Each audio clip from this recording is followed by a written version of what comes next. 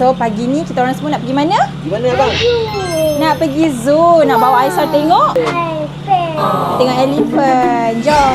Yeay, dah sampai zoo tu. Abang, dah sampai kan? Yeay.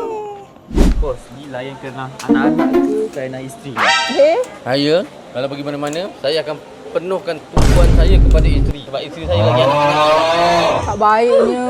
Betul. Pergi zoo ni pun bukan anak saya minta. Dia yang minta. Pergi zoo baba, pergi zoo baba. Ni dah lah baik. Tengok ni, kita tengok elephant. Nampak tak tu? Afia tengok elephant. So big.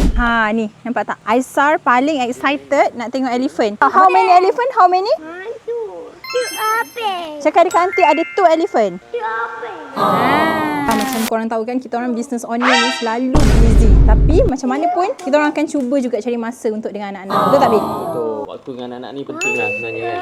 Kita tak boleh jauh sangat dengan dia orang. Busy macam mana pun, ambil juga masa dengan anak-anak. Okey, jom. Tadi dah bawa diorang pergi zoo negara. Sekarang nak pergi aquaria pula. Hari ni bagi diorang happy-happy ya, Bin? Betul. Tengok dia macam pakai baju. Tadi kita bawa binatang luar, ni kita bawa binatang laut. Lepas ni kita nak bawa pergi tengok binatang langit pula. Tengok ni, dapat apa daripada aquaria. So kita nak balik rumah dah. Tengoklah, diorang pun happy, dah penat dah. Besok nak kena sekolah. Bye-bye.